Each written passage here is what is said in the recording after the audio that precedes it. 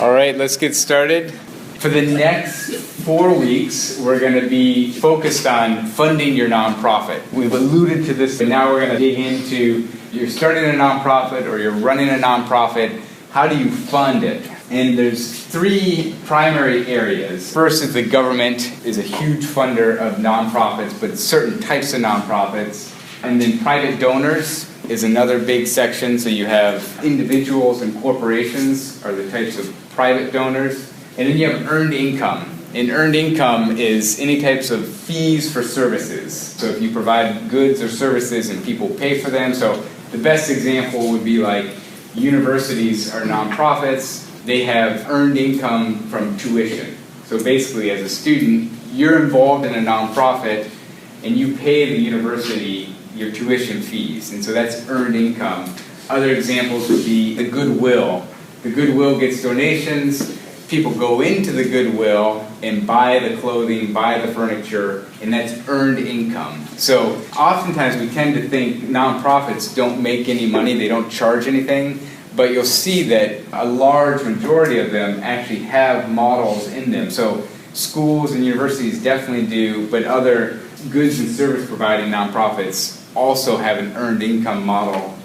And then social entrepreneurship is the third one. It's also earned income, but it's on a whole other level, and it's sort of these hybrid models or these low-profit organizations where it's a mix between actually being a for-profit and a nonprofit. So it's a business, so like the Tegu company, they're actually a for-profit business, but with a social mission, social cause. Anyways, we're going to be talking about these 4. I get the joy of talking about the government, which is the least interesting, but we have 3 guest lecturers who will be coming in who are excellent. So the private donations ones is the head of SPIA's fund development, and so she used to be the head fund developer for Stonebelt, so she has experience with that part of the nonprofit sector, and then she just recently took the job here at SPIA, and so she'll be talking extensively of how do you attract private donors, both corporations and individuals.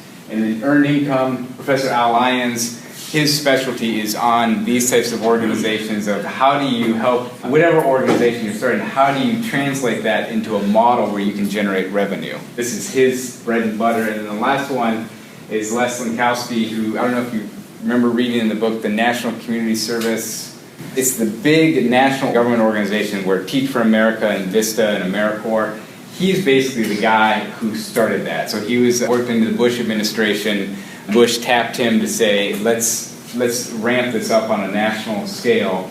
And he retired, and he's moved to Bloomington. He's an adjunct professor at SPIA, just sort of living the good life. And his focus is going to be on social entrepreneurship because that's what this national initiative was. But the key with him is if you like what he says and you have ideas, he'd be a great person to network with. So if you're serious about your nonprofit or serious about getting into the sector, pay attention to what he says because you can get ties with him, and he's great at networking you with people in DC or people around the country that are in this field of social entrepreneurship. That's to give you a glimpse of where we're going. And like I said, I get to talk about the government. So this is 2011 data on sources of nonprofit revenue. So these are all the nonprofits in the country, and this is a breakdown of where their money comes from. And if you look at this, what things stand out to you as you look at the sources of revenue for nonprofits? Yeah? One category makes up more than half of the circle. Okay. And so that's fees for services. Is that surprising to you, or? I guess it just depends on the organization, but it does kind of make sense because like every nonprofit has to have some source of revenue. I don't know like how feasible it is just to survive off of like donations from private contributors or anything. Sure, but on average, a lot of nonprofits, especially I'll say the mom and pop local level nonprofits, don't charge any fees. Like, Hoosier Hills or Middle Way House or those organizations, from my understanding, don't charge anything. It's not completely reflective of the field as a whole. Those fees for services overwhelmingly comes from universities and hospitals. Those are both nonprofits that you don't necessarily think of as nonprofits, but they are, and they charge tuition and they charge hospital fees. So when you go to the hospital, you're paying. So let's say we took Hoosier Hills or any other individual nonprofit, their breakdown of funding sources would be different than the field as a whole. But this gives you a sense of the field as a whole. Any other things that stand out to you or that are surprising? Why would more people contribute from private contributions? So it seems lower than what, and that includes both organizations, so you think like Google makes donations or Microsoft. So that includes not only individual donations, but also corporate donations. And in fact, individuals end up contributing more to the nonprofit sector than corporations, even though we hear of like Chevron making a huge donation, but then think about it, you have 300 million people in the US, and if they're donating even just $1,000 in a given year, in total, it adds up to more, yeah. It's weird to me that there's not an in-kind section, so a lot of companies, especially nonprofits, get a lot of their donations through in-kind, whether your materials or it's labor that's been donated and stuff like that. And I don't see why there's not a revenue field for something they're not having to put out finances for. My guess is that it'd be other, because even when I make an in-kind donation, like let's say I donate my car to NPR or something, where they have that thing where you donate your old car, used car, there's a monetary value associated with that. So even in-kind gifts get monetized into an amount. So it could be a private contribution. Does that make sense? No, it totally makes sense where it could be, you're saying but I it just should don't be broken understand why out. it's not broken separately. Yeah. Because they're legally looked at differently now, and it's a different form of financing. Sure, it's a different type of gift. Yeah, I think that's why it's not on here, is because it's an asset. It's not an actual revenue-based money, and this is what it's actually looking at, is tangible money through there. And that would be a separate category within the assets of the actual Sure, property. because sometimes people donate buildings, or even I think of churches would say, hey, you can use our facilities Monday through Friday for your preschool that you have, but that wouldn't show up here, but it would certainly help the organization. Part of it is just knowing the landscape and where this money is allocated in terms of government support. When you think of the government, what are the things, the goods and services that the government provides to us? So we pay taxes, the government presumably provides us things in return. Think of all the different things that the government provides. Yeah. Law enforcement. Okay, so law enforcement. Transportation, like roads and Okay. bridges and Yeah. Public education. Okay, public education, mainly K through 12. It's interesting, it stops at 12th grade. There's state universities, but it's much different than public schools. Yeah. Social security. Social security, so retirement benefits. So yeah, parks or public spaces, libraries would be another thing that the government provides. Yeah. I feel like food stamps and stuff like that. Yeah, welfare, social welfare programs would be another thing that the government provides. So in a sense, the government makes a commitment saying, okay, we're going to provide transportation infrastructure, so roads and public transit, so the bus system and things like that, public schooling. But then there's other things that they say we're not going to provide. We're going to either outsource it or it's not a responsibility of the government. Can you think of any examples where the government used to provide it, but then over time they stopped? I think universities, they used to be a lot more paid for, my parents paid, working through college, and Yeah. that's, not anywhere close to. Okay, a decline. So I know Indiana, I think it's 12% of IU's annual budget comes from state dollars. And even University of Michigan, I think it's only 4% come from state dollars. And so University of Michigan is making this push to actually become private. To say that we're a public university is a misnomer because 96% of our funding comes from private sources. Only 4% comes from the state. So yeah, that's one where the government is sort of pulling back. Yeah. Is public housing more privatized now since Okay. Truman's urban renewal? Yeah, it's still called public housing, but it's not run by the government. So the government still provides funding for it, but they're not managing it. And we're going to get into the differences between that. Another one which will be interesting is the U.S. Postal System. So that's a publicly funded service, but it's one that its days are limited. It's interesting because it's been such a part of the government provision, and every home and residence has a mailbox, and that's federal property. but they're in a moment of crisis of like, well, what do we do? And we have competitors now who provide mail much more efficiently than we do. And this is really taking a toll on us that we got to send out a postal carrier Monday through Saturday to deliver to every house, regardless of if they have mail coming or going. We still have to stop by. I don't know if you guys noticed this. On Sundays, do you see U.S. postal carriers going around? Is that a little bit jarring for you? Or do you know why that is? Because like they don't work on Sunday. Does anyone know why? So here's the reason. Amazon.com has contracted with the U.S. Postal Service. You know how Prime says guaranteed 2 days?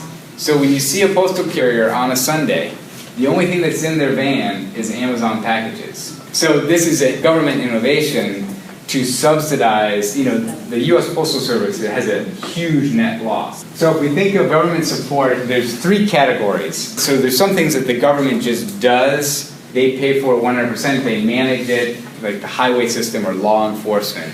But then there's a category of funding where the government funds and the nonprofits complement what the government does. The nonprofits use government funds to do activities that complement what the government is doing. And so examples of that would be a preschool. So Head Start program is something the government has said we value getting kids started in school early and having high quality preschool for the kids, but we don't want to take on the burden of starting up all these schools, so we're going to give funding to these nonprofits so that they can run it for us. Probably the best example would be like hospitals. There are hospitals that are managed by the government, but most of them are like, think of St. Luke's Hospital or other hospitals are run by nonprofits, maybe faith-based nonprofits or other health-related nonprofits, and they get their funding from the government. So the government says, yes, we want to provide health and human services to the public, but we don't want to be the ones to do it. We want other groups to manage it. So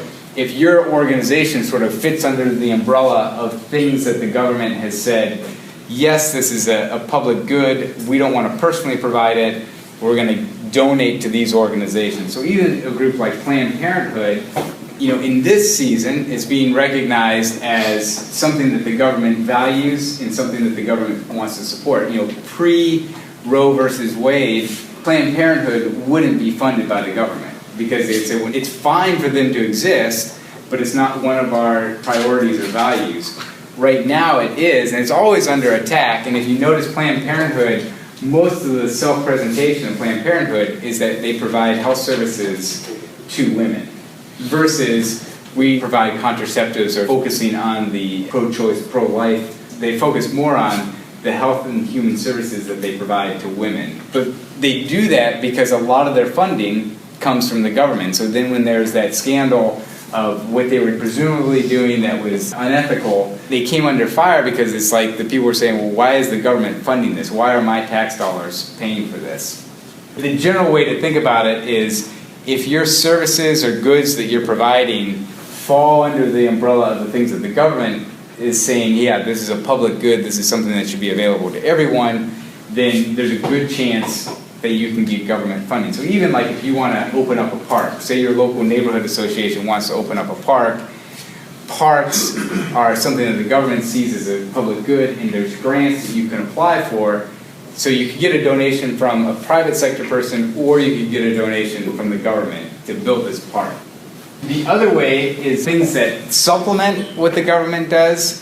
So these are things that the government basically said, we're fine if these things exist, but we're not going to pay for them. Probably the best example would be religion. The government says it's fine for these to exist, we're just not going to use public dollars, tax dollars, to pay for these things. Or even there's things that are shifting from complementing to supplementing, like one would be the arts in general. So the government on some level says, yes, the arts are a public good and it's something that we should use tax dollars for, but it's not as good as we used to think it was. The amount of public dollars we're going to allocate to the arts is dwindling. And so it's moving more into the category of supplementing what the government is doing. So it's basically, you have a group of people who sit there and say, the government doesn't really care much about the arts, and so we need to start up, these arts programs, and so then we need to find private funds to get this working, because the government's not going to do it, so we're going to supplement what the government is doing by doing it on our own.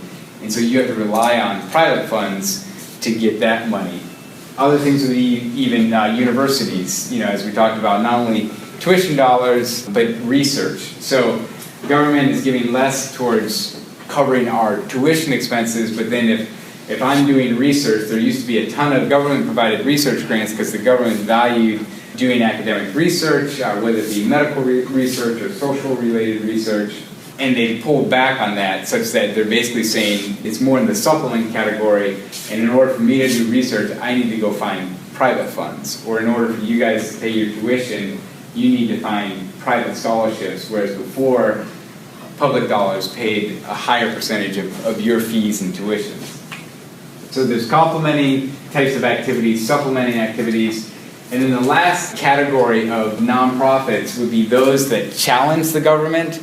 So they're actually holding the government accountable to its activities. So these are like advocacy organizations like Amnesty International, or the Sierra Club, or Greenpeace, or the Human Rights Commission, like different organizations where the focus is actually advocating for certain policies or certain initiatives to be passed, or to hold the government accountable with regards to like environmental policies. And so the government's not going to support that, because, and that's where even like we talked about the 501c4s, like these are groups that are set up to lobby the government. So it makes sense that it wouldn't be something that the government funds, but the government does monitor their activities. So, the things with foundations, if they verge into the arena of advocating and lobbying for certain policies, the government's going to monitor that and regulate it and make sure that they're doing things that are consistent with their charter and with their sources of funding and with their tax benefits that they get. So every nonprofit fits usually into one of these three categories. And if you think of your nonprofits that you're starting up, which of these three categories does your nonprofit fit into? So then if you think about government funding in general, I think someone mentioned that it's a smaller proportion than what you expected. So if you go on to Socrative, over the last 25 years, government financial support to nonprofit has increased, decreased, or remained the same. Okay, so the people who say decreased, what's your metric for that? What do you point to when you say that? See, I feel like a lot more private organizations and corporations are taking over like the donations towards nonprofits as a way to almost market themselves as like a good and like intrinsic. Sure, so like the socially responsible So I feel like they're sort of corporations. taking over where the government would be. The quick history is that in the 1960s with Lyndon Johnson and the war on poverty, that's when government spending on social goods really increased and government programs increased tremendously. And then you go up to the point of Reagan, 1980s, and basically Reagan said, Reagan's Republican, small government, and basically where the government's too top-heavy, like there's too many things that the government is doing, so let's stop doing a lot of these things. Even things like, they would think, how can they do that? Like with prisons, you think prisons and law enforcement are state-run, run by the government, but those are being privatized to where private companies are running prisons. And so when you're providing a service for profit, you want to have customers. Think if you have a hotel, you want to do things to have people come to your hotel and stay at your hotel. Well, if you're running a prison, you have an incentive to have people come to your prison.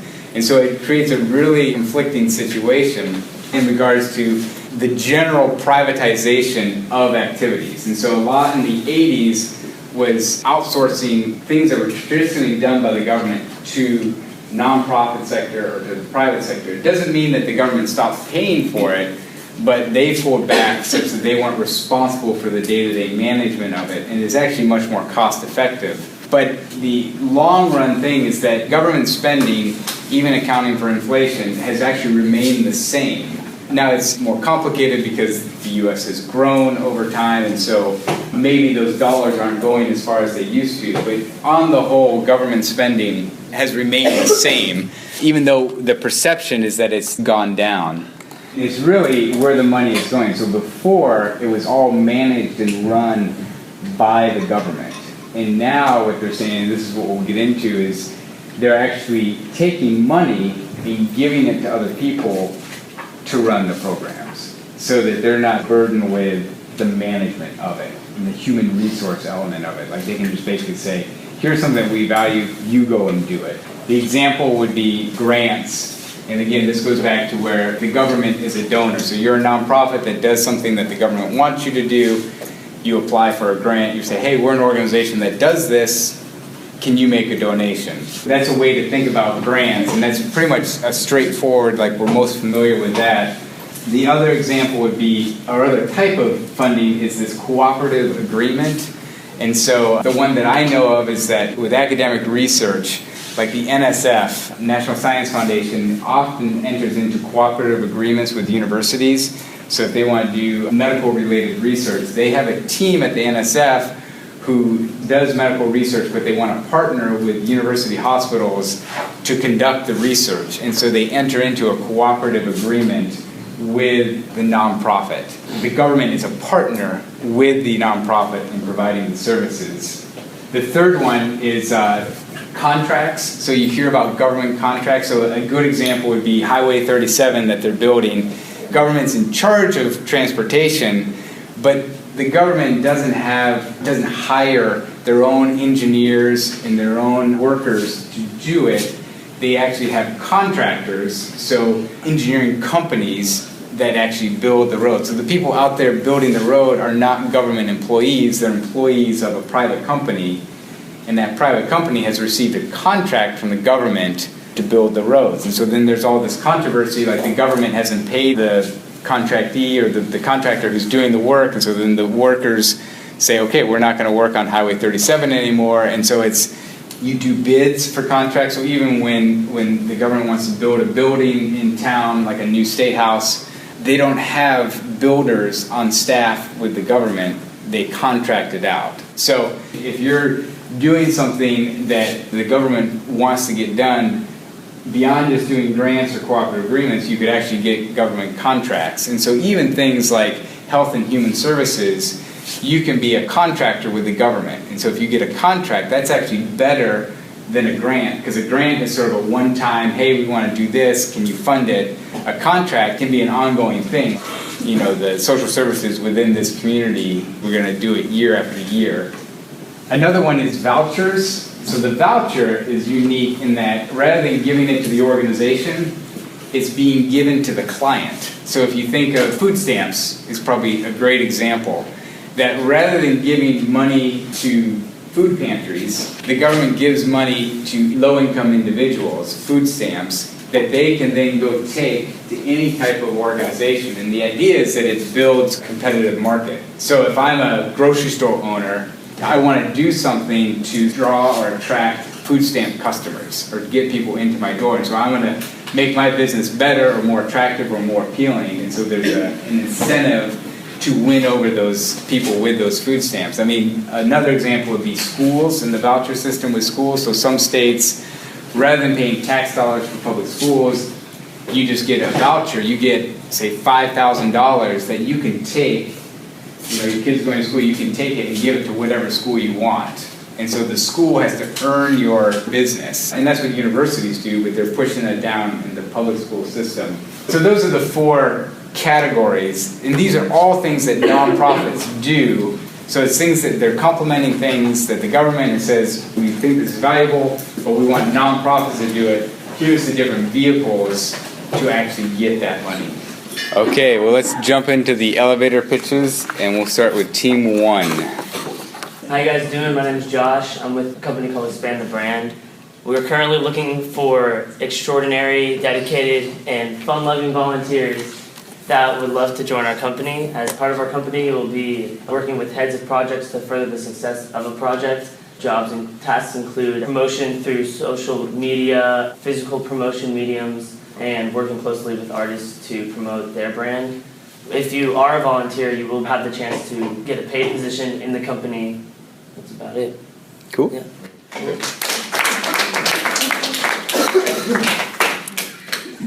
Team 3. Hey everyone, I'm Kinsey and I'm with Food Life. At Food Life, we plan to use volunteers in order to run a majority of our services. We hope to engage a wide variety of volunteers, old and young.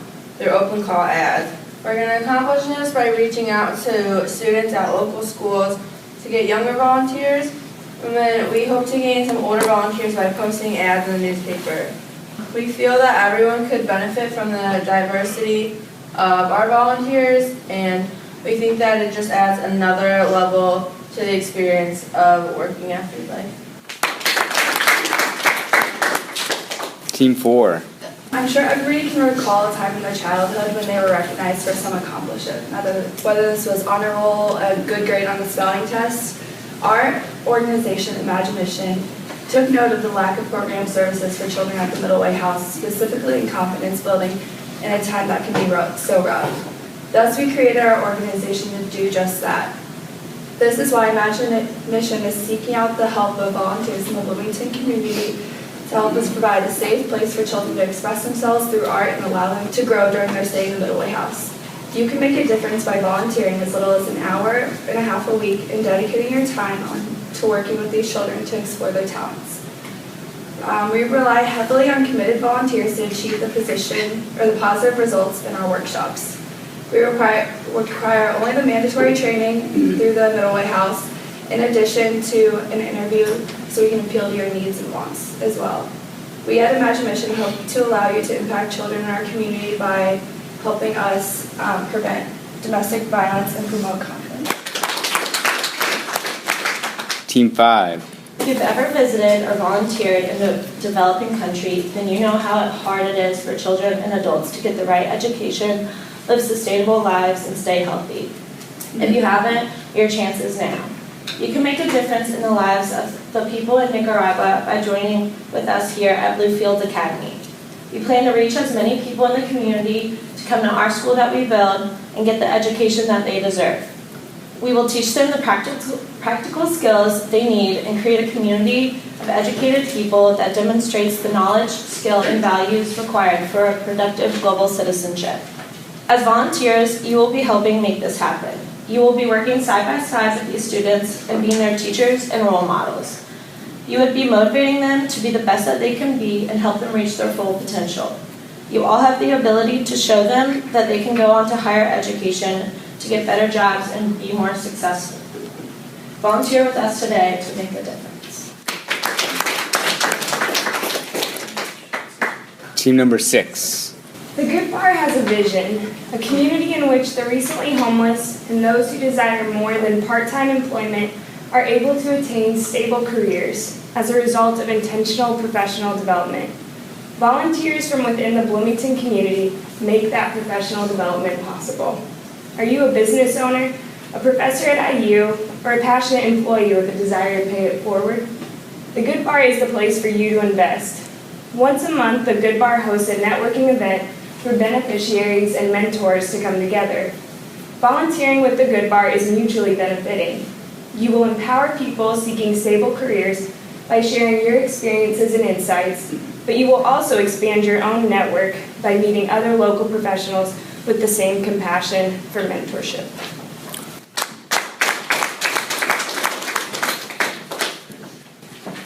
And Team 7. Good morning, everyone. I'm here on behalf of PREA to talk to you about some of the volunteer opportunities we have available. We are looking for individuals who have a dedication for music, education, and working with children to find a new way for them to learn at their own pace. So we are looking for volunteers to assist with our education. You'll be helping out the director in our group classes. You'll be helping with classroom management and even modeling on the piano. We have opportunities within our marketing department to help pass out posters and flyers, and then also going to talk to schools to talk about recruitment and also getting them to come to our concerts and everything. And then we also have internships within our administrative department to help with our day-to-day needs. And these are all real-world experiences that will help you learn more about an arts organization, and more specifically one that focuses on music education. Our children and education are the most important factors for us, so if this fits you in helping our children find their inner musician, please talk to me. Thanks. This is good. I imagine all of you have gotten a pitch yourself to volunteer for something, and so it's interesting being on the other side and saying, what's it like to give the pitch, and then even be sitting here saying, oh, how would you do it differently, or Was that convincing? So good job with the pitches. I'm going to give some quick feedback on the human resource plans. Most of this is in your notes, but a couple key things I want to reiterate. Some of you conflated the idea of staff and volunteers, saying that you would pay your volunteers or that your staff would be volunteering and unpaid. In the nonprofit world, there's two distinct sets. There's staff or employees, which are paid, the people you pay and you have to abide by the employment laws. And then you have volunteers, which are completely not paid. And so you have two tracks. And so it's important that you differentiate between those. A lot of you said we want a very diverse staff. So I probably wrote in there diverse along what dimension. So do you want it to be age diverse? Do you want it to be class diverse, racially diverse, gender diverse? So by just saying diverse doesn't cut it, because I don't know what it means. So I want you to be specific and sort of say, why would you want it to be class diverse or whatever the diversity is. The best thing you can do, not only with the human resource plan, but with all of these plans, is have specific ideas. So the groups that got the best scores gave detailed specific ideas. So like with recruiting, some groups just said, well, we're going to recruit broadly, and just left it at that. Other groups gave specific examples, like we're going to go flying around all the different businesses, we're going to go on these social media websites, we're going to go to these job postings and recruit people that way. Think creatively as you're putting stuff down. You're making it up, you're coming up with a plan. So if you were going to be recruiting, what would you do? Or if you were going to be motivating the staff or evaluating. Some of the groups said motivating, like we'll give them free tickets to a concert at the end of the year.